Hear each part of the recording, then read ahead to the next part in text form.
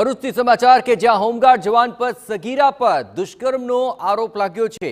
Blackmail કરીને તે સગીરા પર દુષ્કર્મ આચરતો હોવાનો આરોપ છે। હોમગાર્ડ હેમંત રાણાએ સગીરાનો અશ્લીલ વિડીયો પણ ઉતાર્યો હતો અને આ અશ્લીલ વિડીયો ઉતારીને તે તેને બ્લેકમેલ કરતો હતો। પોલીસે હોમગાર્ડ જવાનની આ મામલે ધરપકડ કરી લીધી। આરોપી 2 સંતાનોનો પિતા હોવાનો પણ ખુલાસો થઈ રહ્યો છે।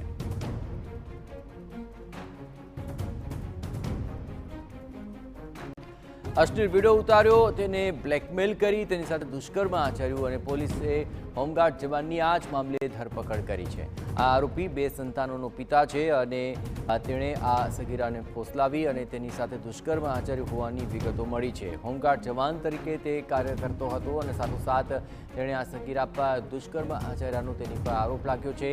સગીરાએ એ પણ આરોપ લગાવ્યો કે આ હોમગાર્ડના જવાને તેની પર દુષ્કર્મ આચર્યું, તેનો અશ્લીલ વિડીયો પણ ઉતાર્યો છે અને તેના જ આધારે તે તેને બ્લેકમેલ કરતો હતો। વધુ વિગતે વાત કરવા જોડાઈ રહ્યા છે ટીવીના સંવાદદાતા અંકિત મોદી। અંકિત, શું વધુ વિગતો?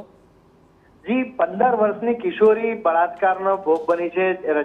હોમગાર્ડનો જવાન છે તેણે આ દીકરી ઉપર બળાત્કાર ગુજાર્યો હોવાની પોલીસ ફરિયાદ નોંધાઈ છે અને ભરૂચ પોલીસ દ્વારા હોમગાર્ડ જવાનની ધરપકડ પણ કરી લેવાઈ છે।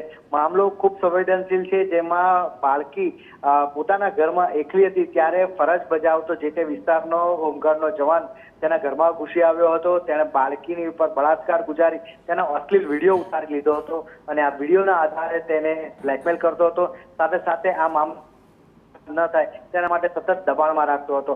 આખરે એક દિવસ દીકરીનો ધીરજ ખૂટી જતા તેણે તેના પરિવારને જાણ કરી અને મામલો આખો બહાર આવ્યો છે અને ગુનો દાખલ કરી પોલીસે હોમગાર્ડનો જવાન છે તેની ધરપકડ કરી લીધી છે। જી આભાર અંકિત। તમામ ગતિવિધિઓ પર આપ નજર રાખજો તો હોમગાર્ડના જવાનની ધરપકડ અને હવે તેની સામે શરૂ થઈ છે કાર્યવાહી।